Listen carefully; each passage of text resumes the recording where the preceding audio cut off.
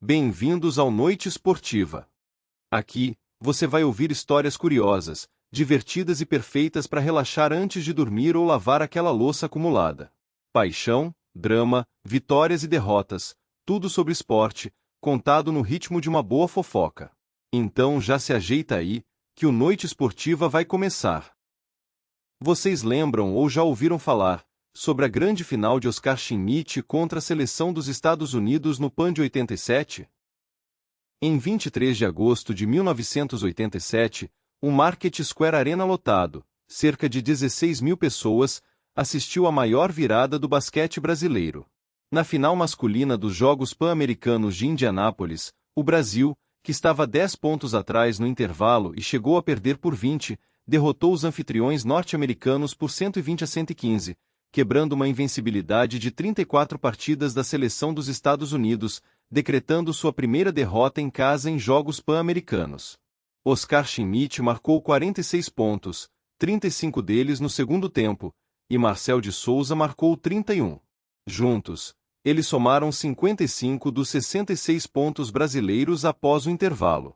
A vitória, conhecida no Brasil como Noite de Oscar, chocou os Estados Unidos e inspirou mudanças profundas, entre elas a adoção de atletas profissionais na seleção norte-americana, assim criando o Dream Team de 1992.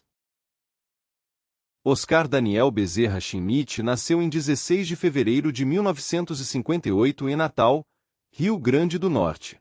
Filho de militar, praticou diversos esportes na infância. O basquete entrou em sua vida aos 13 anos, quando, já em Brasília, o técnico Zezão o incentivou a procurar o Clube Unidade Vizinhança, treinado por Laurindo Miura. Aos 16 anos mudou-se para São Paulo e ingressou nas categorias de base do Palmeiras, foi rapidamente convocado para a seleção juvenil e, em 1977, eleito melhor pivô do Sul-Americano Juvenil. No ano seguinte, estreou na seleção principal e ajudou o Brasil a obter o bronze no Mundial das Filipinas. Com o Sírio, de São Paulo, conquistou em 1979 a Copa William Jones, Mundial Interclubes. Em 1980 disputou sua primeira Olimpíada, em Moscou, anotando 169 pontos e elevando sua reputação internacional. Em 1982, chamou a atenção do técnico Bogdan Tanjevic e transferiu-se para o Juve Caserta, na Itália. Jogou 11 temporadas no país, 8 pelo Juve Caserta e 3 pelo Pavia, somando 13.957 pontos e tornando-se o primeiro atleta a ultrapassar a marca de 10 mil pontos no campeonato italiano. Em um jogo pelo Fernebranca marcou 66 pontos, recorde que o colocou entre os maiores pontuadores de uma partida da Liga. Apesar do brilho na Europa, Oscar sempre priorizou a seleção. O New Jersey Nets o selecionou na sexta rodada do draft de 1984, mas ele recusou o convite para manter o status de amador, requisito para defender o Brasil em competições internacionais. A decisão se mostrou acertada quando voltou aos Estados Unidos em 1987 para conquistar o ouro pan-americano com uma atuação lendária. O Oscar disputou 5 Olimpíadas, de Moscou 1980 até Atlanta 1996. Nos Jogos de Seul 1988 estabeleceu recordes olímpicos de pontuação, média de 42,3 pontos por jogo e 55 pontos contra a Espanha, recordes que permanecem até hoje.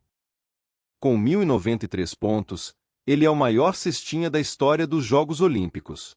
Reconhecido internacionalmente, foi incluído no Hall da Fama da FIBA e, em 2013, no Basketball Hall of Fame, nos Estados Unidos. Agora, vamos para o PAN de 87. A equipe brasileira comandada por Ari Vidal contava com jogadores experientes, mas não era vista como favorita. Na fase de grupos, chamada de Pool B, o Brasil venceu o Uruguai por 111-79, Oscar 33 pontos, superou Porto Rico por 100-99 e bateu as Ilhas Virgens por 103-98. A única derrota veio diante do Canadá por 91-88. Mesmo assim, a seleção terminou a fase com 3 vitórias e uma derrota. Nas quartas de final, o Brasil atropelou a Venezuela por 131-84, Oscar 38 pontos. Na semifinal, Venceu o México por 137-116 com outra exibição ofensiva. Oscar marcou 53 pontos e Marcel 38. O time chegava à final com campanha de 5 vitórias e uma derrota, anotando 110 pontos por jogo, mas ainda era considerado azarão diante dos anfitriões. Os Estados Unidos, treinados por Denny Crum, utilizaram apenas atletas universitários, mas seus nomes tornaram-se estrelas da NBA.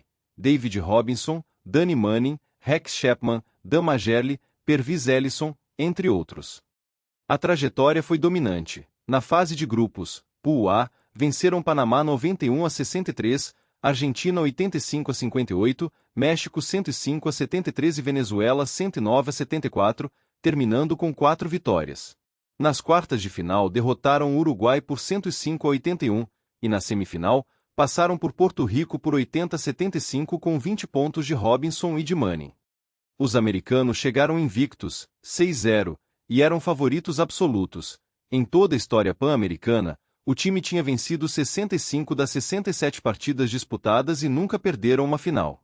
A aposta de Denny Crum era simples: defender fortemente Oscar e Marcel, e seria suficiente para segurar os brasileiros. A final foi disputada em 23 de agosto de 1987 no Market Square Arena, diante de aproximadamente 16 mil torcedores. Nos Estados Unidos, não havia uma rivalidade histórica com o Brasil, mas o confronto passou a ser lembrado pelos brasileiros como a Noite de Oscar, símbolo de coragem e superação. Vamos ao elenco titular da noite. O Brasil iniciou com Gerson Victalino, pivô, Israel Andrade, ala pivô, Oscar Schmidt, ala, Marcel de Souza, ala o armador, e Jorge Guerrinha Guerra, armador, substituindo o armador Mauri, lesionado. Já no banco estavam Cadum, Paulinho Vilas Boas, João Viana, Rolando Ferreira, Ricardo Guimarães e Silvio Malvesi. Os Estados Unidos contavam com um garrafão poderoso, o pivô David Robinson, 2,13 metros, o ala Danny Manning e o ala pivô Pervis Ellison. Os jogadores Rex Chapman e Willie Anderson como armadores, com Dan Majerle, Bimbo Collis e Léury Krystowiak no banco. Vamos à partida. Primeiro tempo foi de domínio americano. Desde o salto inicial, os anfitriões impuseram seu jogo interior. Robinson pontuava com facilidade, e os Estados Unidos chegaram a abrir 20 pontos de vantagem. No final do primeiro tempo, um arremesso de longa distância de Marcel reduziu a diferença para 14, 68-54. No vestiário brasileiro, a atmosfera era de tristeza e frustração, até que jogadores viram, na sala ao lado, garrafas de champanhe e bonés de campeões preparados para os norte-americanos. A visão serviu de motivação. Além disso, Marcel contou que o único a acreditar no título era o assistente José Medalha. Já no segundo tempo, tivemos a revolução das bolas de 3. A chave para a virada foi o arremesso de 3 pontos. A linha dos 3 havia sido introduzida apenas 5 anos antes e ainda era pouco utilizada. Os Estados Unidos tentaram apenas 2 arremessos de 3 em toda a partida. Já o Brasil começou a disparar de fora. Oscar, que tinha marcado 11 pontos no primeiro tempo, anotou 35 no segundo, convertendo 6 de 8 arremessos de 3 e fechando o jogo com 46 pontos, 7 de 15 em bolas de 3. Marcel também brilhou, 11 pontos na primeira etapa e 20 na segunda, totalizando 31. Juntos, eles marcaram 55 dos 66 pontos brasileiros no segundo tempo. A seleção verde-amarela virou o jogo a cerca de 2 minutos do fim. Enquanto os brasileiros acertavam tiros de longa distância, os norte-americanos erravam seus arremessos e cometiam faltas.